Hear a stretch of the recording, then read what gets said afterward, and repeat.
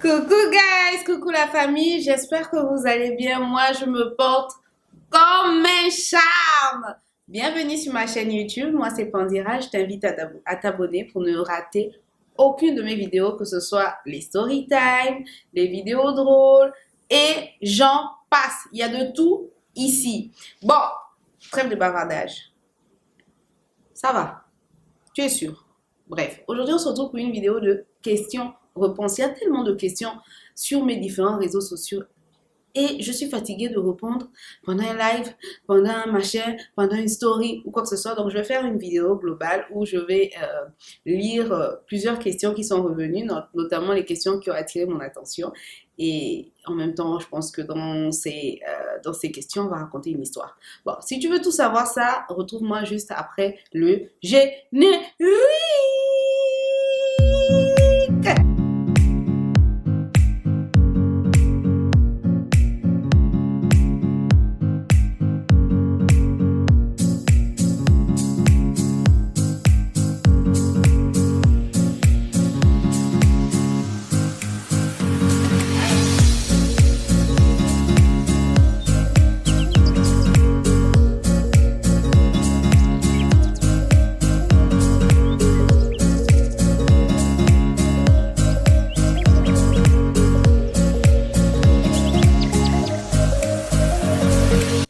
Coucou guys, nous revoilà. Donc comme en introduction, je suis en train de vous expliquer que cette vidéo, c'est une vidéo spécialement dédiée aux questions-réponses que je reçois sur mes différents réseaux sociaux. Je vais vraiment vous parler à cœur ouvert, c'est-à-dire que je vais ouvrir le cœur comme ça pour vous répondre parce qu'il y a des questions qui reviennent tellement. Dernièrement, j'ai fait une question-réponse sur Facebook et j'ai eu plus de 900 questions.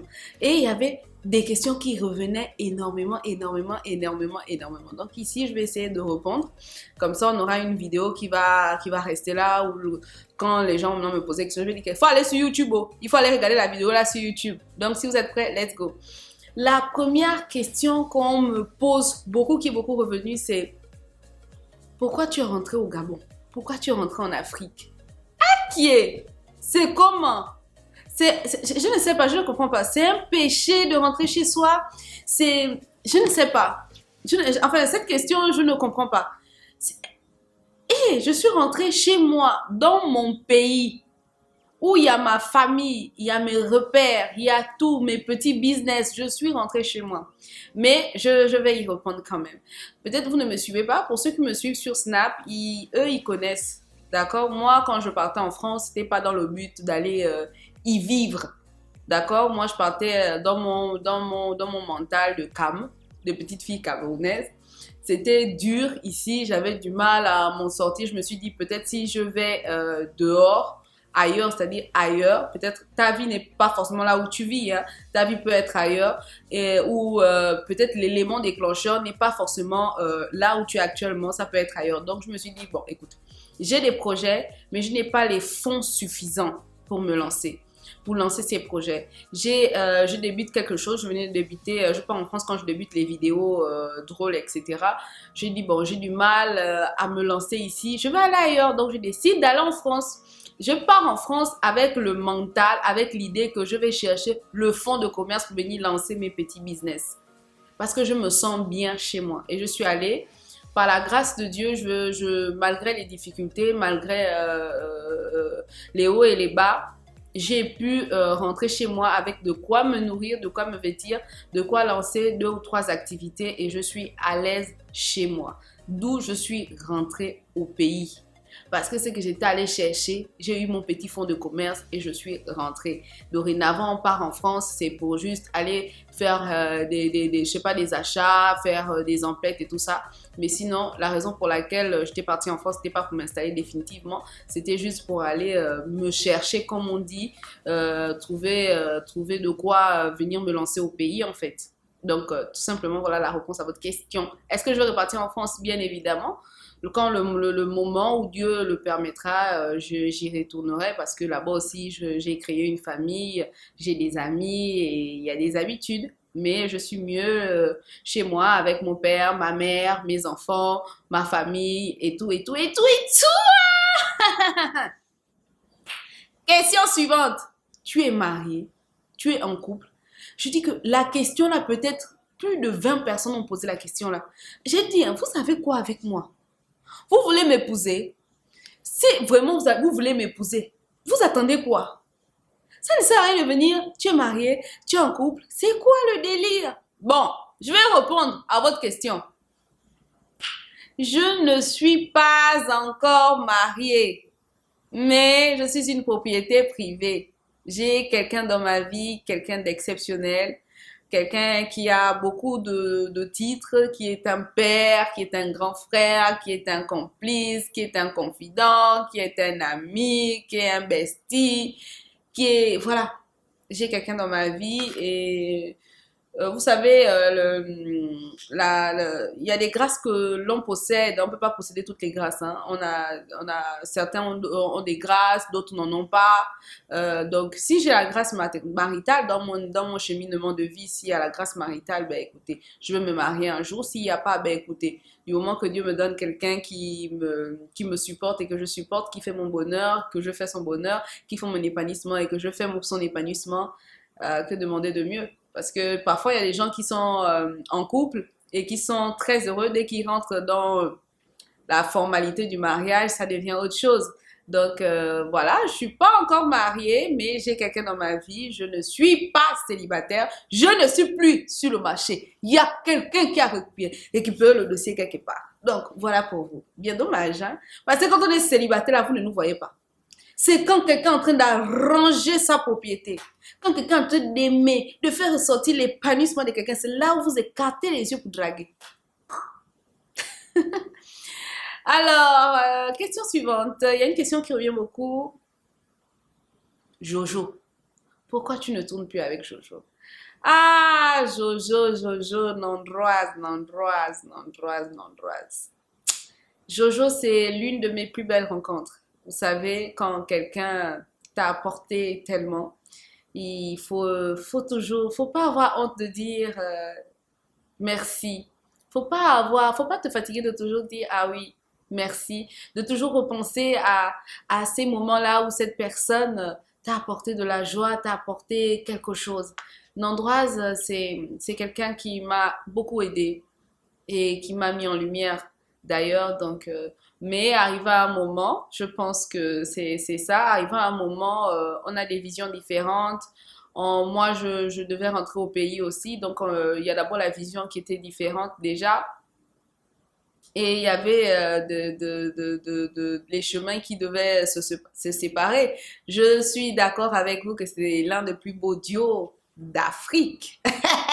Imiter sa maman, franchement, on a fait bouger notre continent 2020, 2021 jusqu'à voir 2022 et c'était avec un plaisir, mais à un moment, voilà, chacun doit prendre sa route, doit évoluer de son côté, doit aller vers de nouvelles choses. Ça veut pas dire qu'on est en problème, ça veut pas dire qu'on ne s'adresse pas la parole. D'ailleurs, on s'écrit dès qu'on a du temps, on prend les nouvelles, ça va là-bas, ça va là-bas. Donc voilà.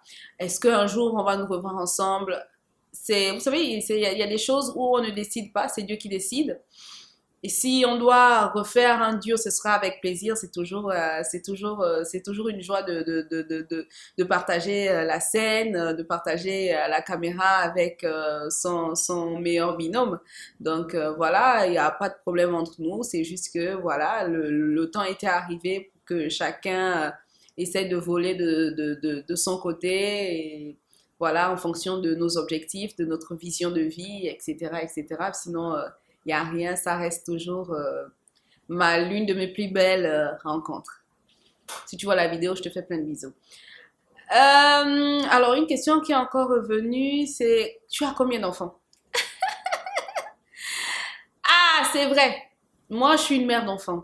Franchement, je suis une mère d'enfants. J'ai même les gens qui sont mes aînés qui m'appellent maman. Tant sur le plan physique, tant sur le plan spirituel, j'ai beaucoup d'enfants.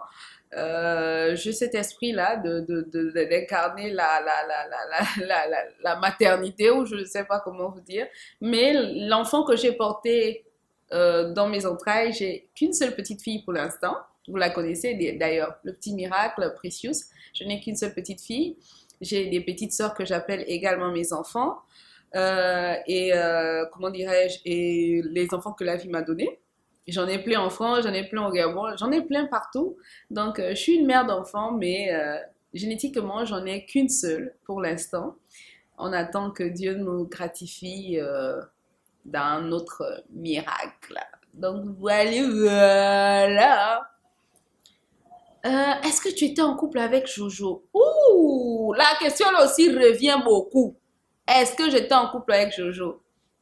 Vous savez, nous, on a fait des vidéos et les gens ont aimé l'audio. Les gens ont aimé ce petit truc qu'on avait, ce truc qu'on dégageait et ils nous ont tout de suite collé l'étiquette de couple. Et nous, on a surfé sur ça et voilà. Est-ce qu'on a été un couple? Non. C'est à ce moment que c'est à ce moment que j'ai compris qu'on était des très très bons acteurs. Franchement, le cinéma, s'il y a des propositions, on est ouvert. On connaît jouer. Mais non, ça n'a jamais été. C'est l'amour d'une grande sœur pour son petit frère, d'un mentor pour sa sœur. Voilà. Sinon, ce n'est pas aller au-delà du professionnel, même si on a bien surfé sur cette vague et ça a eu des côtés bénéfiques et des côtés néfastes, surtout l'après. L'après Jojo et The Style, ça a été compliqué parce qu'il y avait des questions de part et d'autre. Tu ne pouvais pas poster une vidéo sans que ça revienne. Ça a été compliqué. C'est là où je dis ça a été le côté négatif. On a habitué les gens à nous voir et on les a pas préparés à la fin du duo. Mais sinon, c'était que de l'amour fraternel, si je peux le dire comme ça. Ainsi, je suis désolée de vous décevoir. Alors, quelle question qui revient encore? Vis-tu de ton art? Ah oui, c'est vrai. On pense que les réseaux sociaux, c'est seulement poster des photos, poster des vidéos parce qu'on s'ennuie, parce qu'on veut le buzz. Je vis intégralement de mes vidéos. Je vis de mes créations de contenu, notamment sur les réseaux sociaux tels que TikTok, Facebook, YouTube. Je vis de mon art. Après, j'ai mes petits à côté, mais non, les petits à côté ont été créés grâce à la création de contenu. Oui, c'est possible. Voilà. Vous n'allez pas voir les gens qui vont s'acharner à poster des vidéos, tourner des vidéos, machin. Moi, je travaille, hein. Je travaille, j'ai le tournage 3 fois par semaine. Et 3 fois par semaine, je te fais le contenu d'une semaine et je te fais 6 vidéos qui vont être postées. Tu penses que c'est juste pour le buzz? C'est juste pour avoir les vues? C'est juste pour avoir une notoriété? Frère, c'est parce qu'il y a le jet dedans. C'est parce qu'ils gagnent mon argent. Si tu veux que tu parles avec l'accent camerounais, c'est parce qu'ils gagnent mon jet. Il y a ma farine dedans. Donc, c'est ça en fait. Voilà. Une autre question, est-ce que je conseillerais à la jeune génération de se lancer dans la création de contenu? Écoutez, le digital est très à la mode. Le digital a de l'emploi. Le digital a des opportunités. Il faut juste les saisir. Et surtout, un conseil, quand vous allez vous lancer dans la création de contenu, les premiers jours vont être difficiles.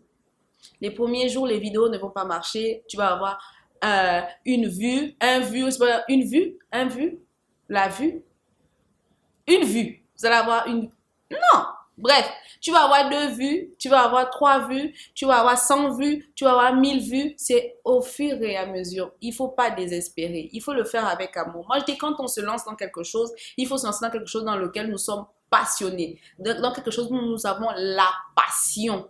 On aime ce qu'on fait. Parce que quand tu aimes quelque chose, même si tu trouves des obstacles, même si tu trébuches, tu as cette volonté de te relever parce que tu aimes ce que tu fais. Tu as cette volonté de faire différemment parce que tu as la passion, tu as l'amour de ce que tu fais. Donc, il faut d'abord aimer la création de contenu. Pas le faire parce que tu veux être buzzmatique ou parce que tu veux avoir une certaine popularité. Non. C'est-à-dire que au premier coup, tu vas tomber. Tu ne pourras pas te relever. D'où il faut vraiment être passionné. Et il ne faut pas dire je veux faire comme The Style, je veux faire comme l'équipe de Sean Bryden, je veux faire comme Jojo, je veux faire comme Axel à l'époque. Non. Montre ta particularité, ce qui te différencie des autres. Montre ton originalité. Les gens nous ont aimés parce qu'on dégageait quelque chose, parce qu'on avait ça en nous. Toi aussi, les gens vont t'aimer parce que tu as ta particularité. Au fur et à mesure, les gens vont t'apprécier. Ne t'attends pas à ce que 10 000 personnes t'apprécient. Si tu as déjà 20 personnes qui t'apprécient, surfe sur ça. Avance avec ça. Moi, c'est vraiment le conseil. La persévérance, l'amour de son art, la passion et croire en soi. Vraiment croire en soi et surtout avoir un fort mental. Parce que les réseaux, c'est bien, mais les réseaux aussi, c'est néfaste. Il y a des commentaires négatifs, il y a des commentaires qui peuvent te détruire, il y a des commentaires sur le physique, il y a des commentaires tellement rabaissants. Si tu n'as pas un mental fort, tu ne vas pas y arriver. Les premiers jours, ça va être difficile, tu vas pleurer. Moi, j'ai pleuré. Hein. Moi, j'ai pleuré. Quoi? J'ai pleuré. Tu es comme ça, tu es comme ci, tu es comme ça, j'ai pleuré. Mais au fur et à mesure, ces larmes m'ont forgé. Et aujourd'hui, tu critiques, I don't care. Franchement, je m'en fous. Je m'en fous royalement. J'ai tourné ma vidéo, j'ai posté et je suis partie. J'attends seulement que je m'avais, je me connecte sur ma vidéo, je vois, ça monte, ça monte, ça monte, ça donne, etc., etc. Et c'est ça le monde. Le monde, c'est les commentaires positifs, c'est les commentaires négatifs. Mais il faut que le bien domine sur le mal. C'est tout. C'est les règles du jeu, bébé. Donc, courage, persévérance, amour, foi, patience, surtout. L'une des questions qui est également revenue, comment tu te sens depuis que tu es initié, depuis que tu as fait ton retour à la tradition, à tes rites ancestraux et tout ça. Franchement, j'ai la paix. J'ai la paix de l'esprit, j'ai cette connexion, j'ai cette paix de l'esprit, cette paix de l'âme, cette paix cette paix physique parce que nous sommes trois corps. Si vous ne le savez pas, nous sommes corps, esprit, nous sommes corps, âme, nous sommes corps physique. Donc, quand tu réussis à trouver la paix de ces trois corps, c'est que tu arrives au bon endroit. Je ne dis pas que mon chemin, c'est le chemin de tout le monde. Ce chemin me réussit et ce chemin ne peut pas te réussir également forcément à toi. Peut-être toi, c'est peut-être le christianisme, peut-être toi, c'est peut-être le catholicisme, peut-être toi, c'est les célestes, peut-être ta route est ailleurs. Mais moi, franchement, j'ai trouvé ma paix, je me suis rencontrée, je me suis découvert, je me suis connectée à moi et j'ai développé encore plus de l'amour pour Dieu. J'ai cette relation qui a vraiment évolué avec mon créateur et franchement c'est le plus important dans la foi, c'est le plus important dans la spiritualité, c'est trouver cette paix. C'est ça qu'on recherche dans la spiritualité, dans les religions, etc. On recherche la paix intérieure, la paix physique, la paix spirituelle. C'est ce qu'on recherche et moi j'ai trouvé ça dans ma tradition et tout. Et voilà quoi, je me sens bien. Tu es initié à combien de rites? Vous ne voyez pas comment on me taquine tous les jours sur TikTok là-bas. Je suis initiée à plus de 6 rites en Afrique. Notamment sur le territoire gabonais, je suis initiée à 5 rites. Maintenant le reste, je vous laisse deviner en commentaire quel est ce rite. Ah là là. Donc, il y avait ça comme question. Te vois-tu au cinéma un jour? Ben oui, pourquoi pas? J'aimerais bien. C'est le prochain challenge. C'est bien beau de placer le téléphone, la caméra, faire des story time, mais j'aimerais bien jouer, approfondir dans ce nouveau challenge. Oui, pourquoi pas? C'est avec plaisir. Donc, s'il y a des producteurs qui passent par là, coucou, c'est moi! Viendras-tu? Il y a beaucoup de viendras-tu au Bénin un jour? Viendras-tu en Côte d'Ivoire? Viendras-tu? Eh, vous savez que je voyage, mais on ne sait pas. Je voyage, mais on ne sait pas. Je suis un esprit. Je suis un vrai esprit. Est-ce que tu pourrais épouser un chrétien ou quelqu'un d'une autre religion? Moi, je n'ai pas de problème. Franchement, moi, j'ai vraiment pas de problème à épouser quelqu'un qui n'est pas des mêmes croyances que moi. Pourquoi? Parce que la spiritualité, le niveau spirituel où je suis, la dimension spirituelle où je suis aujourd'hui, me demande de respecter le choix de l'autre. me demande de respecter la différence de l'autre. Je n'ai pas à juger, je n'ai pas à m'écarter, je n'ai pas à pointer du doigt à l'autre parce qu'on a des chemins différents. Bien au contraire, j'apprends de lui, il apprend de moi. Dans sa route, il a une facette de la spiritualité. Dans la mienne, j'ai une facette de la spiritualité. On associe les deux et on apprend. Donc non, je n'ai pas de problème avec. D'ailleurs, mon mari, il m'a épousé. Mon futur mari, d'ailleurs, n'est pas initié, il n'est pas dans ma route. Lui, il a ses croyances ailleurs et ça se passe pour le mieux. Il respecte moi mes choses et moi je respecte lui sa route et puis ça se passe pour le mieux. Voilà. Alors, est-ce que tu imposerais à tes enfants de venir également s'initier? Non. La réponse est non. Je n'impose pas. Vous savez, tout ce qui est croyance, tout ce qui est religion, tout ce qui est spiritualité, on n'impose pas. Chacun trouve sa voie, ce qui le parle le mieux, ce qui le connecte au divin, sa paix. Si ma fille demain me dit qu'elle va aller à l'église, je vais la soutenir, je vais l'encourager. Moi, je n'ai pas quitté l'église parce que ça s'est mal passé. Hein? Moi, je n'ai pas eu de mauvais témoignages à l'église. C'est parce que moi, c'était pas là-bas ma route. J'ai fait un bout de chemin, j'ai fortifié ma foi, j'ai eu mes miracles. On m'a renvoyé ici. Hein.